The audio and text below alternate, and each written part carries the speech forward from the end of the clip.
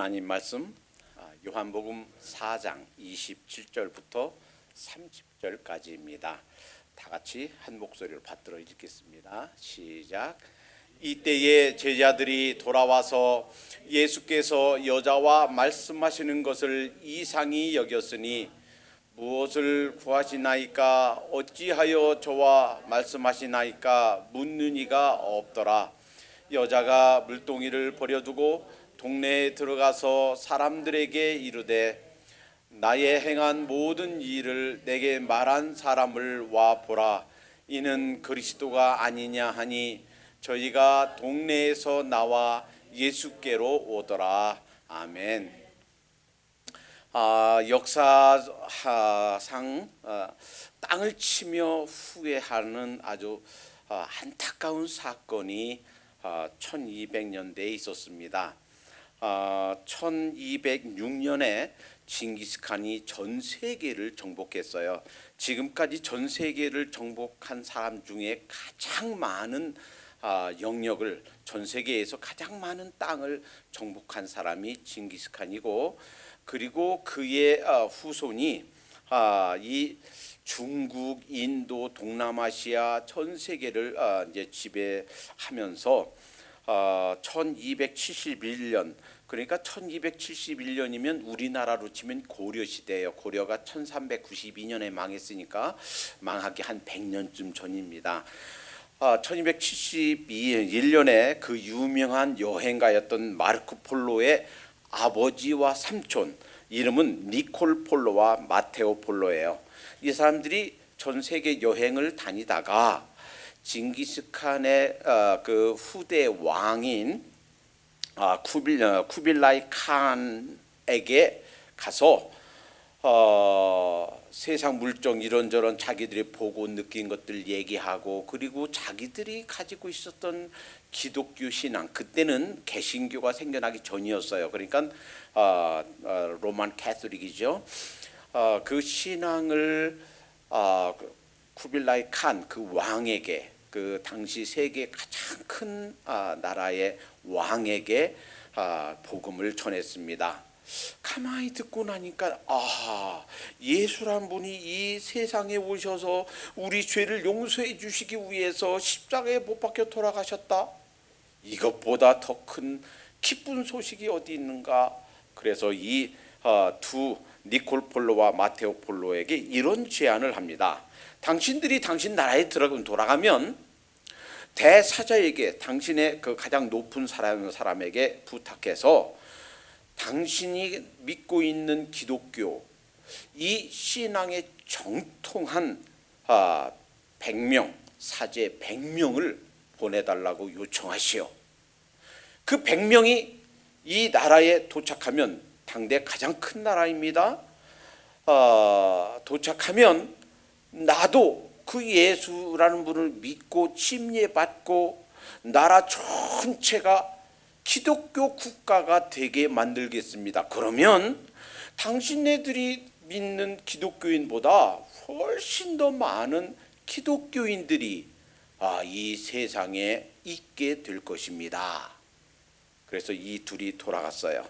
그런데 30년이 지나도록 아무런 일이 일어나지 않았습니다. 30년 뒤에 두세 명의 사제가 쿠빌라이 칸의 부탁으로 그 나라 찾아갔더니 30년 후, 10년이면 강산이 변한다고 그랬는데 30년 3번이나 강산이 변했으니 이전과 같은 상황이 있을 리가 만무합니다.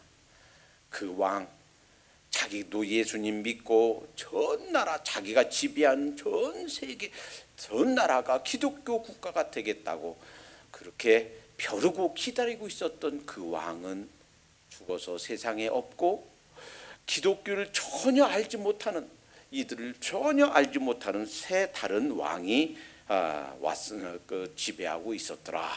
그러니까 벌써 1200년대에 중국과 인도, 동남아시아, 여기가 기독교 국가가 되었다면 아마 우리나라를 포함해서 역사가 바꿔졌을 겁니다. 세계사가 다시 쓰여졌을 겁니다.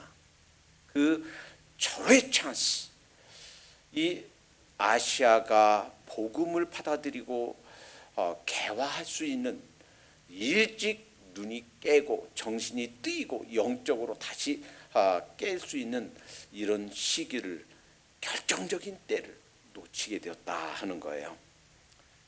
만약에 이들이 그 두 여행가 니콜 폴로와 마테오 폴로의 얘기를 듣고 당시의 지도자들, 당시의 그리스도인들, 당시에 예수님 믿는다고 하는 크리스천들이 전도가 무엇인가 하는 것을 알았더라면, 전도가 무엇인가에 대해서 조금의 힌트라도 있었더라면 상황은 달라졌을 텐데 참으로 안타깝기 그지없습니다. 오늘 본문은 예수님께서 한 여인을 만나는 장면이에요. 그리고 예수님께서 한 여인을 만나는 장면 속에서 전도가 무엇인가, 선교가 무엇인가 아주 소중한 진리를 극적으로 보여주고 있습니다. 이 때는 제6시다 그랬어요. 지난번에도 한번 말씀드렸죠. 유대인의 시간에다가 플러스 6을 하면 지금 우리가 쓰고 있는 로마 시간이라고요. 제6시쯤이다. 본문 지금 현재 상황이 6시다 그랬으니까 6 플러스 6이니까 12시예요. 지금 낮 12시. 유대 나라에서는 12시면 한참 덥고 그 사막 지역에서는 너무 더워서 밖에 나가서 일할 수도 없고요. 집에서 쉬는 시간입니다. 사람들이 돌아다니지 않아요. 햇볕이 너무 강하고 또 덥고 하기 때문에 특별한 일이 있는 사람들 빼놓고서는 밖에 나와서 돌아다니고 일하는 것을 금합니다. 집에서 쉬고 하는 시간이에요. 그런데 제6시에, 즉 낮 12시에 홀로 우물가에 물을 길러 온 여인이에요. 자, 여기에서 뭘 볼 수 있는가? 전도란 무엇인가? 이 여인까지 찾아가는 것이 전도다라는 거예요. 이 여인은요, 인생이 망가졌습니다. 인생에 실패했습니다. 흔히 말하는 삶에서 실패했습니다. 그것도 한 번도 아니고 여러 번, 5번이나. 여자에게 가장 중요한 거 결혼이죠. 결혼에 실패했어요. 그것도 한두 번도 아닌 5번이나. 지금 살고 있는 남자도 정부이지 정식 남편이 아니에요. 그러니 그 과정 속에서 얼마나 많은 절망감, 얼마나 많은 핍박, 얼마나 많은 주위의 질시들, 얼마나 많은 손가락질을 받았겠습니까? 아마 말할 수 없이 그녀의 감정과 그녀의 그 삶의 그 모든 각 구석구석이 그냥 엉망이 되어 있고, 상할 대로 상했고 무너질 대로 무너진 사람입니다. 더군다나 그녀가 속한 지역은 사마리아예요. 사마리아는 국제 결혼한 사람이에요. 유대인들은 자기들은 하나님의 선택된 백성이라 거룩한 백성이고, 유대인이 아닌 사람들은 다 이방인이다 생각해서 이방인은 개취급했단 말이에요. 서로 그들과 결혼하거나 국제 결혼하거나 하지 않았어요. 딸도 안 주고 며느리도 안 삼고. 그런데 이들이 바벨론으로 끌려가서 포로로 끌려가서 거기에서 새롭게 배우자를 만나고 며느리를 또 이방인들 국제 결혼한 그런 자녀들이 있고, 그런데 이들은 그런 국제 결혼한 사람들, 혼혈들을, 후손들을 그들 속에, 문화 속에 받아들이지 않았어요. 그리고 그러니까 차별받고 무시당하고 사람 취급당하지 않고 끼워주지 않고, 그러니까 그들만 모여 사는 곳이 사마리아였습니다. 그러니까 half 유대인, 그 반쪽, 대개 미국에서 흑인과 백인이 결혼하면 흑인 피가 조금만 섞여 있어도 할머니 때, 증조 할머니 때, 고조 할머니 때 올해 반쪽 조금만 섞여 있어도 이들을 흑인 취급한답니다. 이렇듯이 그 혈통 속에 이방인, 국제결혼, 다른 사람들, 유대인이 아닌 사람들의 혈통이 들어있는 사람들끼리 모여 사는 것이 사마리아예요. 사람 취급받지 못할 뿐만 아니라 개인의 인생에 있어서 무너질 대로 무너지고 상처 입을 대로 상처 입고 사람 구실 못할 정도로 겨우 죽지 못해서 사는 그러한 아주 비참한 현실에 있는 그 여인까지 찾아가는 것이 나라는 거예요. 아마 어쩌면 주님께서 그 시간과 장소를, 그 세팅을, 그 배경을 미리 정하셨는지도 모르겠어요. 이 여인이 12시에 우물가에 나왔다는 얘기는 세상 사람 마주치기 싫은 거예요. 이전에 결혼했던 전 남편 만나기도 싫고 부딪히기도 싫고, 그래서 그냥 집적되는 남정네들 보기도 싫고, 어른들 얘기하는 거 듣고, 저 여자가 그런 여자래, 어린애들 그 철 모르는 어린애들 손가락질 하는 거, 비웃음 사는 것, 보기 싫고 마주치기 싫어서 사람들이 다니지 않는, 다 집에서 쉬고 있는 그 시간에, 그 더운 시간에 우물에 나온 거예요. 어쩌면 오늘 본문이 있기 전에 예수님께서 사마리아를 지나셔야 되겠는지라. 그러니까 예수님께서 그 일부러 다른 길로도 갈 수 있는데 그 길을 지나신 것은 그 여인을 만나시기 위함이었어요. 그리고 그 시간에는 이제 그 여인이 개인적인 속에 있는 거 다른 사람이 들으면 좀 창피하고, 다른 사람이 함께 듣기에는 거북스러운 것을 내놓아야 되니까, 제자들이 점심때가 돼서 점심 이제 구하러 마을로 내려간 사이에 그 여인이 혼자 예수님 만날 수 있도록 개인 구원 상담식으로 그 여인을 만나줍니다. 그러니까 그 시간도, 그 장소도, 그 상황도 주님께서 미리 정하셔서 그 여인을 배려해서 자존심 상하지 않도록, 다른 사람들의 그 눈길을 좀 피할 수 있도록 일부러 찾아오셨구나. 주님께서는요, 사실은 우리 개인들 찾아오신 거예요. 내가 알지는, 내가 그 다 상황을 내가 어떻게 주님 안에 들어왔나, 내가 다 이해하지 못해도 사실은 하나님께서, 나의 사정을 다 아시는 하나님께서 이모저모로, 때로는 자녀를 통해서, 때로는 친구를 통해서, 때로는 윗사람들을 통해서, 때로는 형제들을 통해서 주님 알게 하신 줄로 믿습니다. 이것이 은혜예요. 이것이 은혜예요.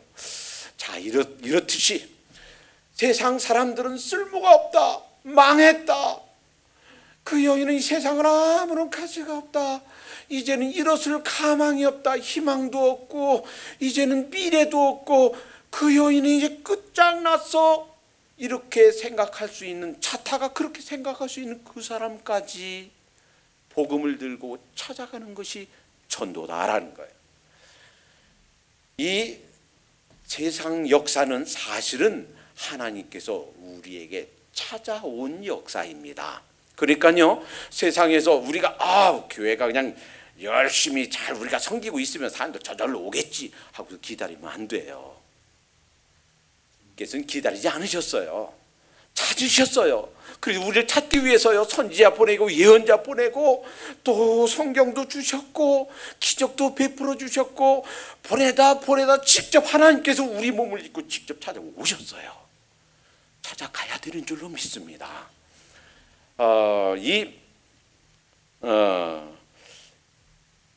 혹시 나는 지금 아무런 이 절망 가운데 미래가 없어, 내 힘으로 어떻게 할 수가 없어, 다시 일어설 수가 없어, 내 인생에서 희망이라는 것은 기대할 수가 없어, 혹시라도 이러한 마음의 상함을 입고 또는 이런저런 문제들로 속상해하고 또 낙심 중에 주저앉아 있는 사람이 계시다면 기억하시기 바랍니다. 이 여인까지도 주님께서 찾아가셨다면, 그 힘들고 어려운 가운데 있고 절망 가운데 있고 내가 주저앉아 있는 그런 나까지도 주님의 사랑을 받을 자격이 있다, 주님께서는 그렇게 나를 소중히 여기신다 하는 사실을 잊지 마십시다. 전도란 것은 정말 이제 끝장이야, 저 사람은 도저히 안 돼, 인간의 힘으로는, 인간의 제도로는, 세상 방법으로는 도저히 저 사람을 회복시킬 수 있는 방법이 없어라고 하는 그러한 흔히 말하는 조폭하, 조물주도 포기한 사람 같아 이렇게 생각하는 그 사람까지도 주님께서 잊지 않으시고 찾아가 주시고 그런 사람까지도 소중히 여기신다는 거예요. 그 주님의 시각으로 그런 사람까지도 찾아가는 것, 이것이 전도다라는 거예요. 자, 그런데 이 전도란 무엇인가? 이 여인이 이제 주님께서 먼저 그 자신의 죄를 보게 합니다. 그래, 내 남편이 5명이었다. 그리고 지금 있는 남자도 내 남편이 아니다. 이 여인이 깜짝 놀랐습니다. 자기의 과거를 보자마자 이렇게 훤히 아는 사람이, 이 사람이 도대체 어떤 사람인가? 그리고 하나님께서 메시아, 우리 인간의 구원을 위해서 메시아를 보내주실 것을 구약에서부터 예언해서 유대인이라면 다 알고 있는 것을 얘기합니다. 오늘 본문이 있기 바로 직전에 예수님께서 내가 바로 그니라. 다시 말하면 유대인들에게 하나님께서 메시아를 보내주시겠다고 약속하셨고, 수백 년 전부터 아주 여러 번 하나님께서 구원자를 보내주실 것이다 약속하신 그 메시아, 그 사람이 바로 나다. 내가 바로 생명수, 영생수를 주는, 나를 마시는 자는 영원히 목마르지 않는 그런 영생을 얻게 되는 거야. 예수님이 아주 클리어하게 그 여자에게 복음을, 자신이 누군지를, 자신을 믿으면 어떻게 되는지를 클리어하게, 아주 간단하게, 심플하게 말씀해 주십니다. 그 말씀을 듣고 나서 이 여인이 뛰어나갑니다. 뭐하러? 그래, 이분이 구원자야, 이분이 메시아야 하는 사실을 깨닫자마자 동네 사람들에게 전도하러 갑니다. 지금은 이제 목사님이 되셨는데요, 고구마 전도법을 만들어서 많은 사람들에게 유익을 끼쳤던 김기동, 처음엔 집사님이었다가 전도사님이었다 지금은 목사님이에요. 목회하고 계세요. 고구마 전도법을 하면서 이렇게 얘기를 합니다. 만약에 기독교에 대해서, 주님에 대해서, 교회에 대해서 막 반발하고 이거 저거 나쁘다 이렇게 얘기하는 사람이 있으면 그 반대 질문 처리법을 따라서 그때는 이렇게 답하고 저때 저렇게 답하고 하지 말라는 거예요. 왜냐하면 그것에 대한 답을 준다고 해서 그 사람이 변화되는 것이 아니란 말이에요. 그 사람이 이렇게 반발하고 이렇게 질문하고 반대 의견을 낸다고 그래서 내가 맞는 말을 얘기해 줘도 그것 때문에 회심하는 것이 아니고 계속 또 다른 반박, 또 다른 반대 질문은 계속 나온단 말이에요. 그럴 때는 어떻게 하는가? 그래도 믿어야 됩니다.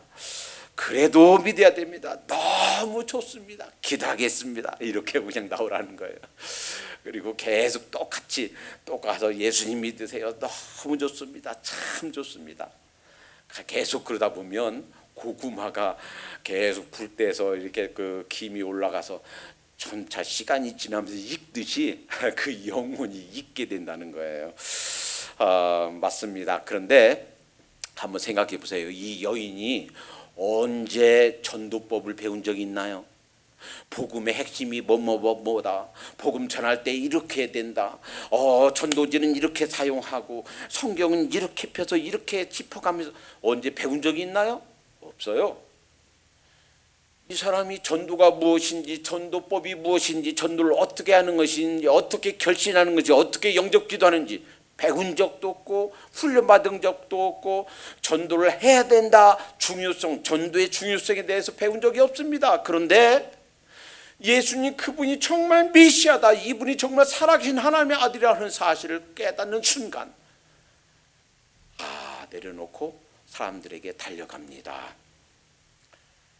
우리는 종종 이러한 핑계를 댑니다. 저는요 부족해요.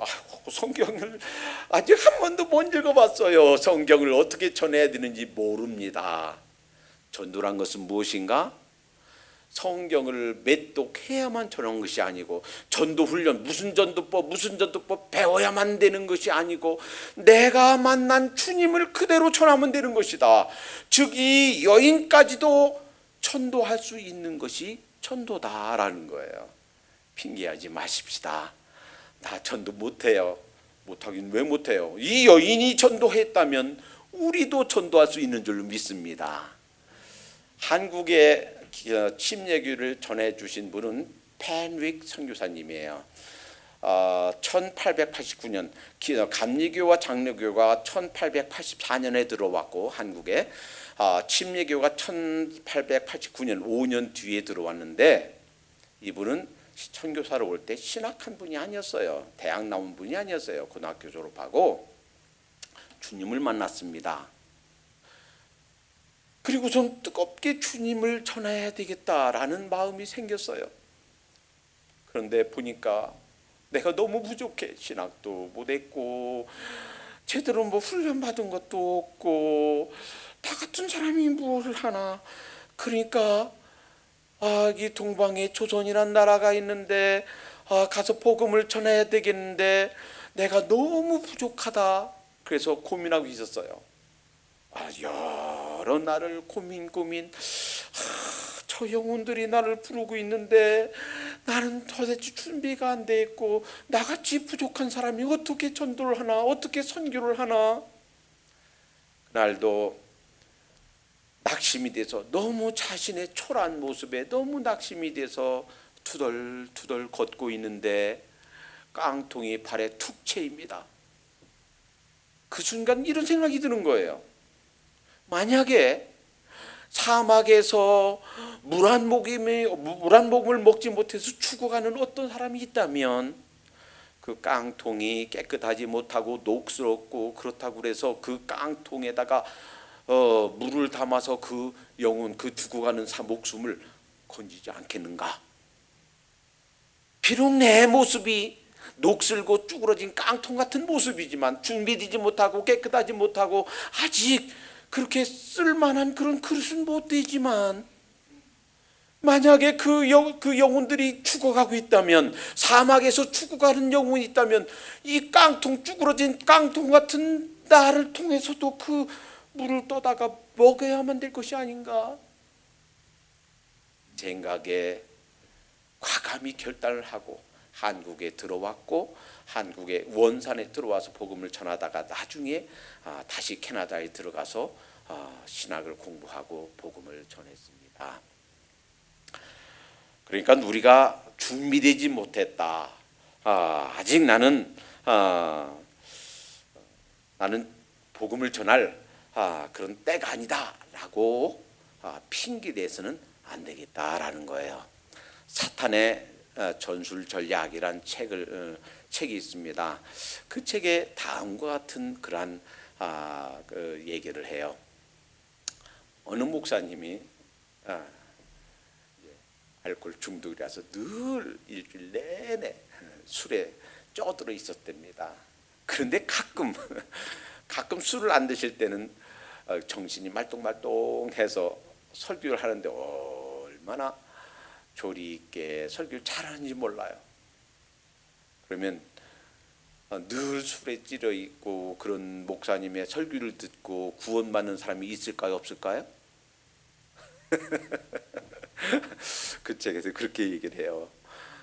그 술을 안 드실 때 생동생동한 그 정신의 복음을 전했을 때 그 복음을, 그 설교를 듣고 그 말씀을 듣고 회심하고 주님께 돌아온 사람이 있었다는 거예요. 그러니까 그렇게 못된 그 목사님 설교를 듣고 어떻게 회심하는 사람이 있습니까? 라고 생각할지 모르지만, 복음을 들어야 될 필요가 있는 사람들, 그 잃어버린 영혼들, 그들의 그들의 필요가 너무 간절하기 때문에 술에 쪄들어 있는 목사님의 설교를 듣고서도, 그 복음을 듣고서도, 그 설교를 듣고서도 회심하는 사람이 있도록 하나님께서 역사를 하시는구나. 그러니까요, 핑계할 것이 아니다라는 거예요. 이런 핑계 저런 핑계, 복음을 전하지 못할 핑계를 대려고 하면 핑계가 100가지도 생길 수 있어요. 나는 전도 못해, 나는 복음 못 전해, 지금 얼핏 생각해도 10가지도 넘는 그 핑계가 생길 수가 있어요. 그러나 핑계할 것이 아니다라는 거예요. 이 여인이 복음을 들은 지 바로 몇 분밖에 안 되는 이 여인이 전도했다면 여러분과 저 핑계할 수가 없어요. 누가 됐든 복음을 아는 사람, 주님을 만난 사람, 이 생명을 다시 얻은 사람이면 복음을 전할 수 있는 줄로 믿습니다. 자, 또 하나, 천도가 무엇인가? 자, 이제 이 여인 생각해 보세요. 왜 12시에 한낮에 물길로 왔어요? 사람들 마주치기 싫어서예요. 그것이 무엇을 의미해요? 자존심 때문이에요. 수치심 때문이에요. 사람들 마주치기 싫고 사람들 대하기 싫고 그저 남정네들 치근덕거리는 게 싫고 그 자존심과 수치까지도 내려놓게 하는 것이 전도다라는 거야. 전도는 우리가 소중하게 여기는 것들, 내가 귀히 여기, 그것이 물질이 됐든 내 은사가 됐든 내 직장이 됐든 사업이 됐든 내가 소중하게 여기는 것을 내려놓게 하는 것이 전도다라는 겁니다. 구약에서 복음은 예수님이 세상에 오실 것에 대한 그런 말씀이에요. 신약은 오신 예수님, 오셔서 어떤 일을 하셨는가 하는 것을 보여주신 것이 신약입니다. 인류 구원을 위해서, 여러분과 저를 구원하시기 위해서 성부, 성자, 성령 하나님께서 어떤 일을 하셨고 또 어떤 일을 통해서 우리를 구원하시는가, 이것을 가르쳐주는 것이 성경입니다. 그런데 이 성경에 있는 이 복음 진리, 이것보다 더 소중한 것, 이것보다 더 귀한 것은 세상에 아무것도 믿습니다. 사실은요, 우리가 그렇게 귀히 여기는 물질들, 우리가 그렇게 귀히 여기는 자녀, 우리가 그렇게 소중히 여기는 우리의 미래, 우리의 직장, 사실은 이 복음 전하는 거, 잃어버린 영혼들 구하는 거, 이것보다 더 소중한 것은 없는 줄로 믿습니다. 매년 우리나라에서 한 10년마다 종교 인구 조사를 하는데, 인구 조사 속에 종교 인구 조사를 해요. 그런데 특이할 만한 것은 2005년도에 인구 조사에 나온 종교 인구 분포도와 2015년, 바로 2년 전이죠. 2015년도에 한 종교 인구 조사가 좀 색달라서 사람들이, 아주 크리스찬들이 고무적이에요. 2005년도에 이랬답니다. 그 불교가 1058만 8천 명이 돼요. 1050만이에요.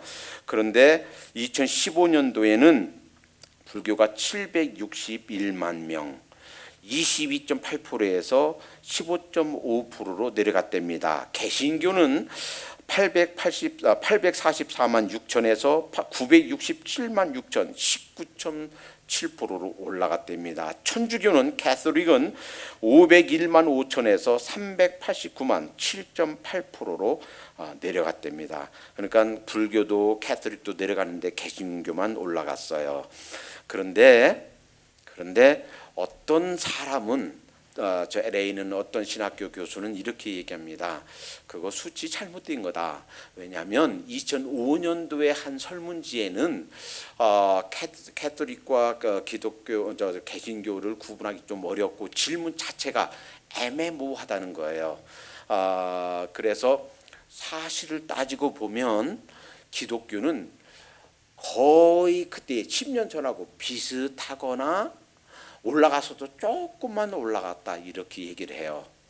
또 하나 중요한 것은, 문제는 2005년도에 종교 그 조사를 한 것에서 나는 종교 없습니다, 나는 무종교입니다, 종교 없습니다 라고 말한 사람이 2182만 47.1%에서 2015년은 2749만, 그러니까 56%, 47%에서 56%로 올라갔다라는 거예요. 많은 사람들이 그렇게 얘기합니다. 한국의 기독교, 개신교 인구가 실제적으로 많이 늘어나지 않고 있다. 교회 성장이 기껏해야 수평이동이다. 작은 교회들은 자꾸 교회가 빠지고 소위 교인들이 줄고 점점 유명하다는 큰 교회로 자꾸 모이고 이렇게 한다.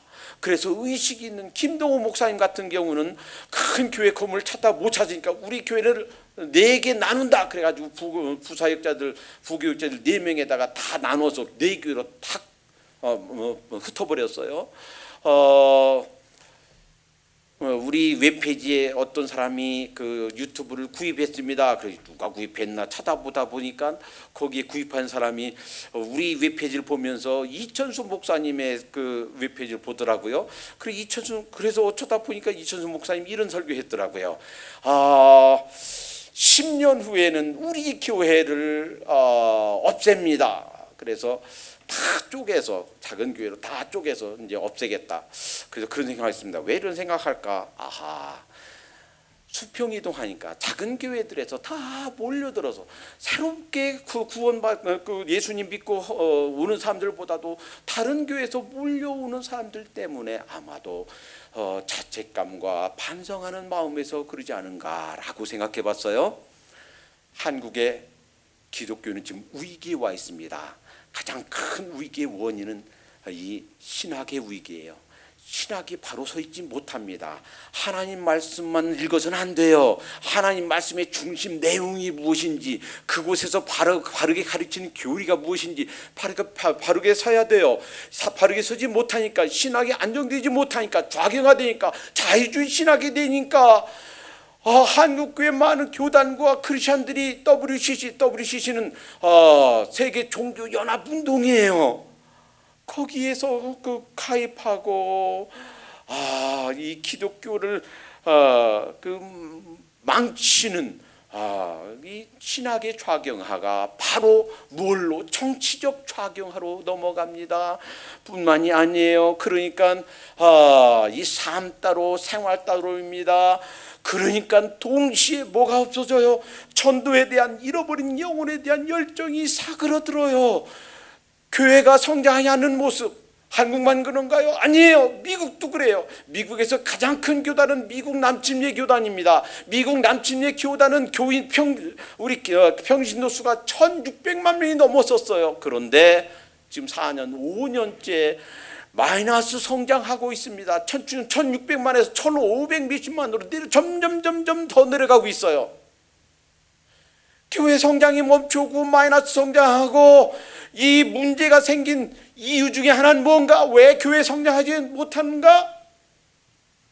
다른 여러 가지가 있지만 가장 중요한 것은 전도하지 않기 때문이에요. 잃어버린 영혼들 향해서 주님의 심정을, 주님의 마음을 품지 못하기 때문이에요. 주님께서 일부러 그 대낮에 그 여인을 만나러 사마리아 물가를 지나셨고 제자들이 다 떠난 상태에서 그 여인을 만나서 그 여인의 깊은 죄를 쏟아놓게 하고 주님을 만나게 하셨듯이 이렇게 영혼을 향한, 잃어버린 영혼을 향한 뜨거운 마음이 없기 때문에, 전도하지 않기 때문에 교회 성장이 멈추고 마이너스 성장하는 줄로 믿습니다. 하나님께서 누구에게 복을 주시는가? 누구에게 물질 주시고 은사 주시는가? 복음 전할 때, 복음 전하는 교회에게, 복음 전하는 단체에게, 복음 전하는 교단에게, 복음을 전하는 개인에게 물질도 은사도 능력도 하나님께 맡기신 줄로 믿습니다.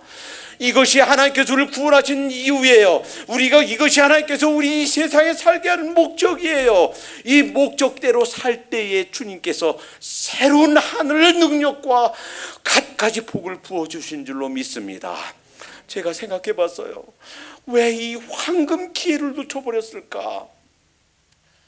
1206년에 징기스칸이 전 세계를 통일하고 그 후손들이 전 세계를 지배할 때, 그때 이 중국과 인도 동남아시아에 복음이 들어왔다면 얼마나 좋았을까? 왜 이 황금 기회를 놓치게 되었을까 생각해 보다가 이 당시에는 로만 캐톨릭이 교리적으로 엉망이 되었던 때예요. 캄캄했던 때예요.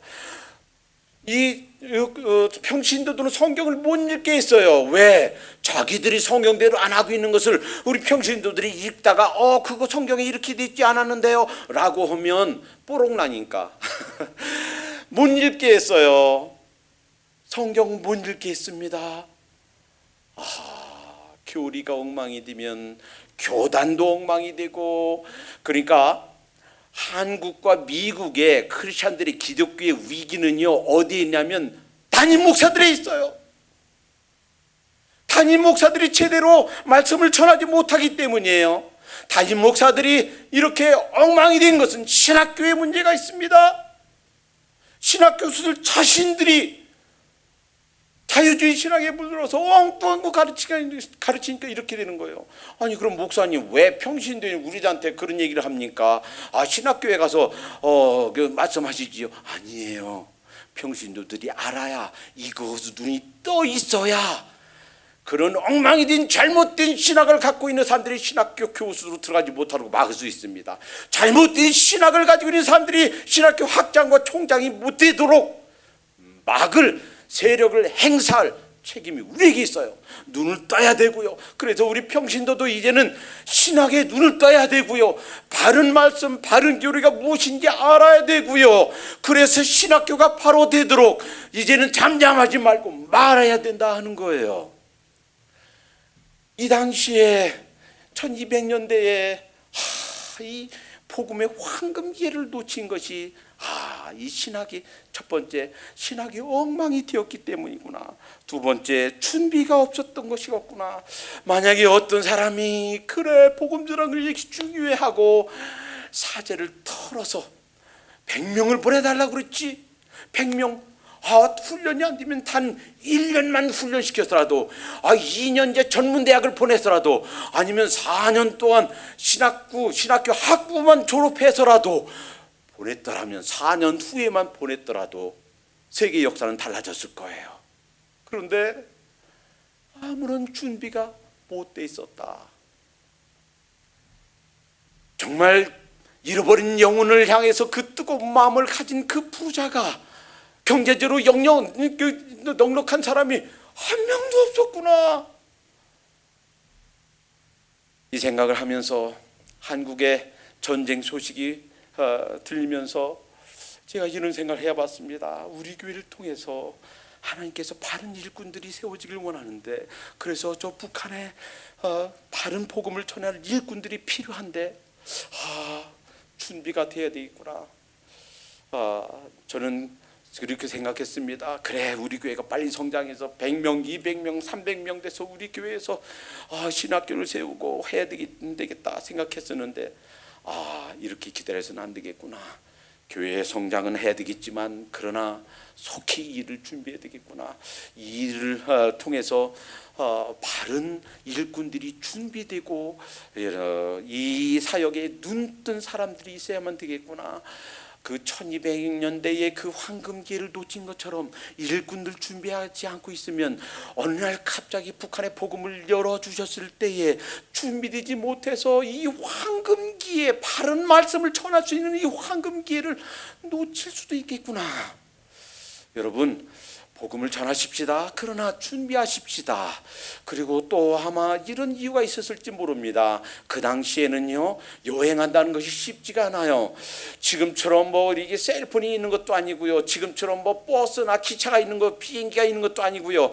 저 유럽에서 저 인도까지, 중국까지, 몽골까지 가려고 그러면 어쩌면 한 번 선교 여행 떠나는 것은 이제는 한 번 가지만 다시는 사랑하는 부모님과 사랑하는 형제들과 사랑하는 친구들과 다시는 만날 수가 없는, 한 번 떠나는 여행길이, 한 번 떠나는 선교길이 영영 이별이 되는 수도 있을 수가 있구나. 이것을 위해서 내려놓는 사람이 없었구나. 이 우물가의 여인이 그 수치, 그 부끄러움, 그 자존심 다 내려놓고 복음을 전하러 갔듯이 이 1200년도에도 그런 사람들이 필요했었는데, 그리고 지금도 내가 소중한 것들 다 귀히 여기는 것들 내려놓고 잃어버린 영혼들 구하기 위해서 내려놓을 줄 아는 사람을 주님께서 찾고 계시구나. 오늘 이 말씀을 묵상하면서 봅니다. 여러분 어떤가요? 이 여인이 전도 훈련도 받지 못했고, 또 전도는 이렇게 하는 거야 누가 가르쳐 주는 사람도 없었고, 전도해야 된다라고 누가 말하는 사람도 없었어요. 많은 사람들이 그렇게 얘기합니다. 전도는 무엇인가? 영적인 운동이다. 만약에 우리 근육이 사용하지 않으면 말라버려요. 여러분 오래 살고 싶으면 장수 90살 100살까지 살려면 이제 오랫동안 건강하게 장수하는 비결은 뭔가? 근육이라요. 이 근육을 얼마만큼 이렇게 단련시키는가, 여기에 달려 있다는 거예요. 이 허리가 왜 구부러지는가? 이 근육이 없어서 그렇다는 거예요. 그 근육을 단련하시기 바랍니다. 그런데 영적인 근육이 무엇인가? 이것이 전도다 하는 거예요.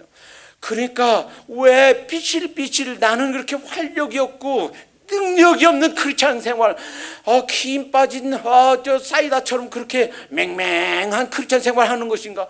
전도하지 않기 때문이에요. 전도할 때 주님께서 새로운 기쁨을 주십니다. 전도할 때 새로운 영적인 의욕, 우리가 식욕이 있어야 그건 하죠. 영적으로 새로운 식욕 어떻게 생기는가? 전도할 때 생기는 줄로 믿습니다. 전도할 때 필요한 모든 것들 우리 공급해 주세요. 전도할 때 아주 진한 하늘의 능력과 하늘의 평강, 하늘의 기쁨을 맛보게 해 주십니다. 이 여인이 아무것도 모르지만 그러나 전도하러 갔을 때 전도의 열매가 맺혀진 걸 봅니다. 30절에 저희가 동네에서 나와 예수께로 오더라.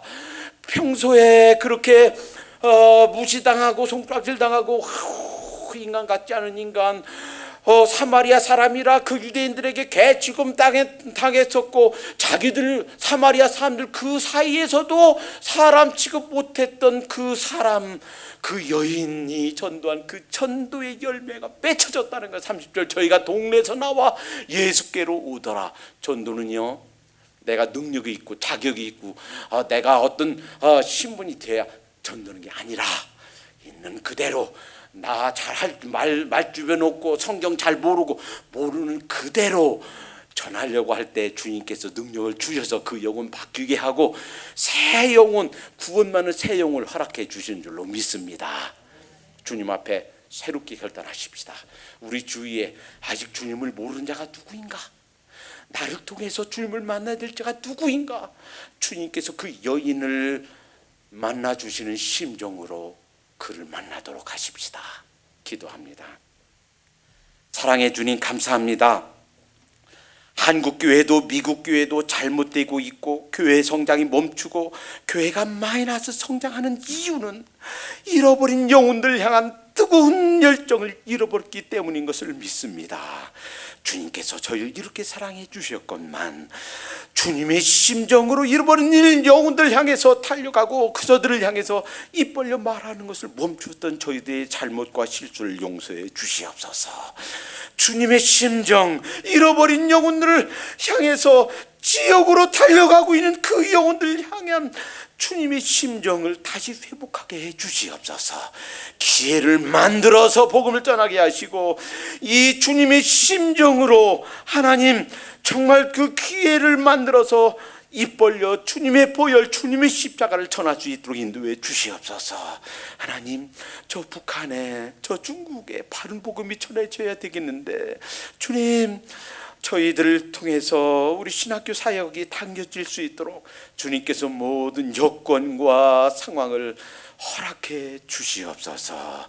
예수님의 이름으로 기도하옵나이다. 아멘.